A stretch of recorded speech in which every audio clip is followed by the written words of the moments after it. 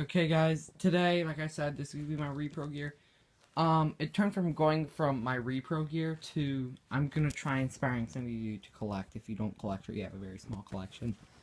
I want to show you guys my collection from 5 months ago. Yeah, I think 5 months ago. So this was my collection 5 months ago. This is my whole collection. My whole collection. And some of this isn't even mine. Or wasn't considered mine. This is not considered mine still since I'm not 18. But, this is my whole collection. And I'm gonna go over it. And if you're afraid that you're not gonna go out there and you're gonna get laughed at, I walked around 3 camping trips wearing this. I went to the first day of D-Day, Ohio, I was wearing this. And then I said, okay, I don't look too good. I'm going to overhaul it, but I had a bunch of money. But no one said anything when I was wearing that. And I wore that for a whole day.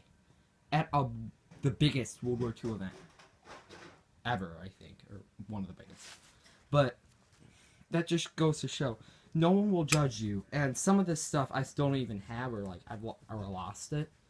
Actually, I have still all. I've never sold any of my gear ever. I've traded some, but I've never sold anything. So I just find something that's real World War II that's close. But I'll start with my uniform.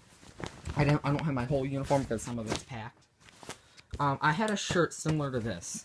It was made by Dickies, if you've heard of that brand. It looked like this. I said, hey, that looks pretty good. I got it for 15 bucks. But the funny part is, I got this for 10, and this is the original World War II shirt. That's funny. But I had pants that were that same color, but like a mustardy type color. Like, not mustard. It had like almost a shade of red. Almost. It was like, it had brown mixed in a little bit. Like, it was weird. It was a weird color. And that's what I wore. I called those my wools. Then I wore a pair of green pants that looked like HBTs, and I called those my HBT pants. And I had a M41, but that's packed, so I still use it today. But that is an M41, so I can still wear it. But anyways, this is my collection just 4 or 5 months ago. My collection is probably quadrupled, if not more. So don't be afraid to go out there. Don't think to yourself that you'll never have a good collection, because this is all my whole collection. Like most of my collection was gathered over 4 months. What I remember is the 4th of July of 2015.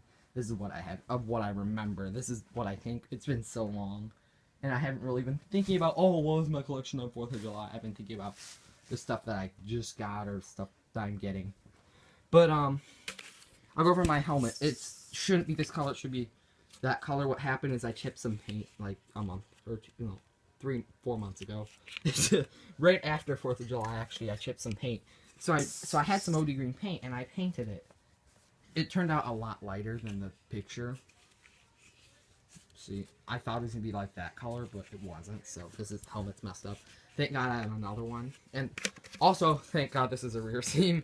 I'm going to get some real helmet paint. I think our company sells some reproduction. But I had a Chinese liner in it. I just got a real liner. I was using Vietnam liners up until then.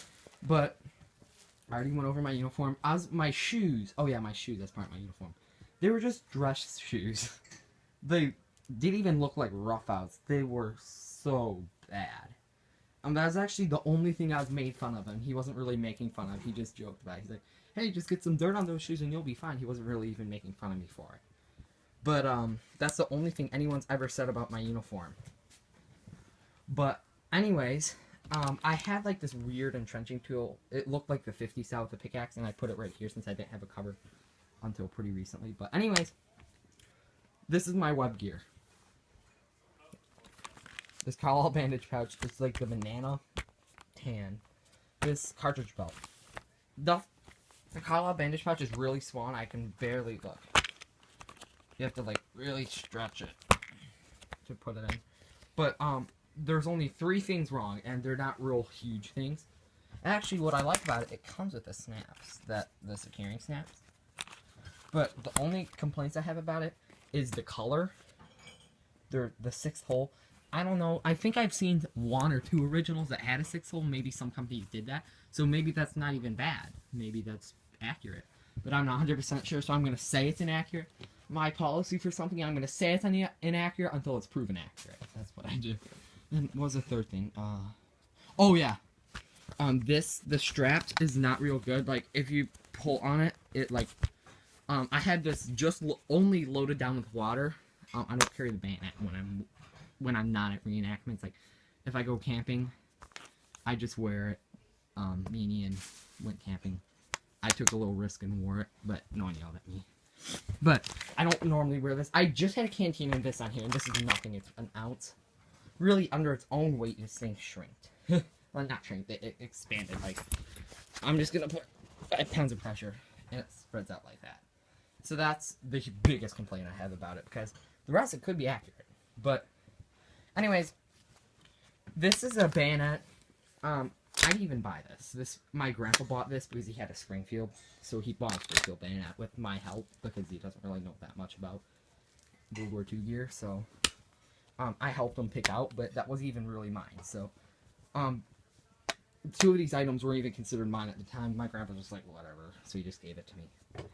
But then I had this canteen. I actually had a 45 dated canteen cover and cup, and I didn't know that because for Halloween once I wanted to be a World War II soldier. So I just grabbed stuff from my closet, and I ordered an M56 style canteen since it's cheaper. And it came with one of these style. This is a repro, actually. Ian McFarlane gave it to me. Someone stenciled their name all over it and stuff. And I don't. That wasn't a real soldier. That's in Sharpie. I don't think Sharpies were around in 1942. But anyways, yeah. I actually had a correct canteen. That was the most correct piece besides the bayonet, because this is a repro, so it's not really even considered correct. Then I had an M36 musette bag and suspenders, and I said I was infantry. That was funny. I said I was infantry at the time. No one yelled at me. No one even noticed, really. But then I had these size 2R leggings from At the Front. They're really good, actually. They have definitely seen some use. I've only had these for 4 months, and look at them already. They look like they're originals. I've worn them to so many events. So many Halloweens now. I think I've worn it to 2 Halloweens. So maybe I did have... I think I've had that for a year. That's one of the things I've had the longest. But this was my collection 4 months ago. And over here, this is just what I'm taking... Oh, ignore some of this crap here. This is just what I'm taking to a movie. Minus this. And this is just what I'm taking to a movie with some other little things. This is it. And this is probably maybe a 5th or a 6th in my collection. So, to get all that stuff in 4 months, I think that personally that's pretty good. But I just was smart with my money, and I kind of convinced my parents to get some money. I kind of begged, and they're like, oh, yeah. But anyways, this was basically my collection 4 months ago. This is my whole military collection. So if you're, like, don't think I'm never going to get this. I thought never in a million years I would get an M1 Garand. So one day we were walking around at a gun show. My first gun show ever. We were walking around, I saw a Garand. I said, $650, oh my god. And my grandma was like, that is a good price. He turns around and buys it. So, I thought never in a million years we'd have an M1 Garand. And we got it. And I also thought never in a million years would I have a helmet liner. An M1 helmet liner. Until the one day, they're like $90 on eBay. Until one day, I was walking through an antique store. I wasn't even looking for a helmet liner. I saw a helmet. I said, let me just check it out, see if it has a World War II helmet liner. They're charging $60. It was, they said it was post-World War II. It was Vietnam, I think. I got a shell and a World War II helmet liner. With original everything. It minus the chin strap and the leather chin strap and the nape strap, but that's nothing. You can get those really cheap. But I got that for $60. $30 for just a World War II liner on eBay. But I got a shell and a liner. So don't think that you can't do you can't do something, because if you truly believe you can do it, no, I don't want that sounds a little weird, but like, don't be afraid to go out there with some inaccurate gear. At D-Day Ohio, I saw some people, they were wearing, I saw this kid, it was so cute actually. He was wearing some 1R leggings, they're too big on him, and he was wearing them like this. He had them on backwards. And I said, I helped him out. I said, sit down. His parents were a little skeptical, but I was dressed in a uniform, so I wasn't just a random guy. Well, I think they would trust me. But, I sat him down.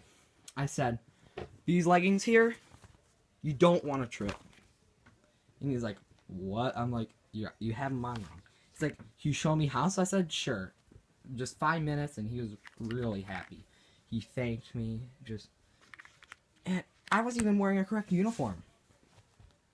So, don't go out there thinking that you're gonna get yelled at. I was actually, when I woke up the first day for going to D-Day Ohio, I was a little scared to go because I thought I was gonna get yelled at. And I have to admit,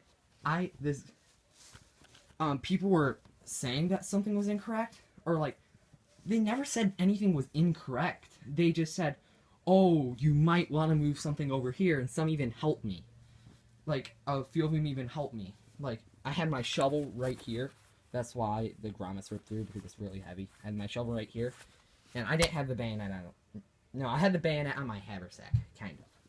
That's another story. But, my shovel right here. He's like, oh, bud, or like something like soldier, like something like that. Like, hey soldier, or something like that. Yeah, it was hey soldier. He came up to me, he's like, you need to put your helmet on, you need to put your shovel on your haversack. And I said, something's wrong with my haversack and I can't put it on. He's like, oh, okay, just let me see it for a sec, and he fixed it for me. So, don't be afraid to go out there. I'm just trying to give this as a little bit of inspiration. Not to be afraid. Like, I don't even know what to say. Like, if you really think, like, if you're 10 years old or something, no one's gonna yell at you. Maybe if you've been collecting for 20 years and you have a collection like this, then I'll say something, or someone will say something. But if you're 10 years old, which that's like the age I started, and you have this, no one's gonna yell at you. People are impressed that you even have this. Veterans saw my gear. I saw veterans, and they're like, I told them what unit I was doing. They didn't say anything. They said, oh, that's really good. Either it's one of two things. They don't remember what they wore, or they just didn't really care, because you're not really doing it to be accurate. You should be doing it to honor what our past generations done for us to keep our freedom, because right now I don't want to be controlled by Nazis. I probably could even make this video, because just don't be afraid, guys, okay? Do me a favor. I promise now, if you watch my video and you just started, if I say something, tell me, and I will immediately apologize. If you see me at an event, and you go to an event and you have something incorrect here, I say something, you say, oh, Cameron, blah, blah, blah, I watched a video, blah, blah, blah, blah, blah. I will personally talk to you. I'll help you out. I have, most likely to these events now, some of my friends are coming, like, Ian, he's probably one of my best friends, actually. Ian, if you're watching this. Yeah, but, we went to a few events together. We were talking to some reenactors, and they said, guys, you have really good equipment, so you really shouldn't be doing this to, like, show off what you have. You should be doing this to honor the veterans, like I said. Or honor, like, just, I don't even know what to say, like what, like, how to word it, but just, I'm sorry, just, I don't even, please don't be afraid. Like, I will not yell at you if you tell me that you watch this video, or I will not Actually, even if you didn't watch this, well, that's funny. Even if you didn't watch this video, well, you're watching the video, so. But I'm gonna pledge to myself, if I see someone with incorrect gear, I will not put, well, I try never to put anyone down on anything like that, or anything, or try not to in anything, but sometimes people get carried away. Everyone makes mistakes, though. But I will do my best not to go as lightly on as possible. Like, if the kid says, "Oh, I got perfect first ID gear," I'm like, I'll be like, what you want to do first is you need to get a haversack or something like that. I won't say like, no, that's not first ID gear. You're wearing paratrooper gear with the infantry uniform or something like that. I won't be mean about something like that. Like, some of these reenactors on YouTube and stuff, they're like really mean about it. If someone's incorrect, like, people are saying on Ian's one of his videos, he told me about it and showed it to me. It's like someone saw his we can I won't even use that word. Just like, it's kind of like just a little bit inaccurate, and someone's like, "Is this a joke?" And he's like, "No." And the funny part is, I think a lot of these people, like, if you're starting a YouTube channel, a lot of these people that are on YouTube, like, if they post negative comments, if they post, like, negative comments or anything, like, a lot of times, like, just for the heck of it, every time someone posts a negative comment on mine, or on one of my friends' videos, they don't even have a single video up, and you don't even know what they're talking about. They could just be a random guy scrolling through random videos, he's like, he just looks it up, he watches a video, he's just like, oh, I'm bored, so he just comments something bad, like, there's like, is this a joke? Maybe he has some experience, but he should at least post. Don't let other people put you down for when you're, like, doing something on YouTube or anything, really. This is coming more of a pep talk than a YouTube video. But don't let people put you down for your gear. I'm just gonna have to end this video here. I'm gonna talk forever, so I'm sorry. So this is a Fear the Dog production, and bye.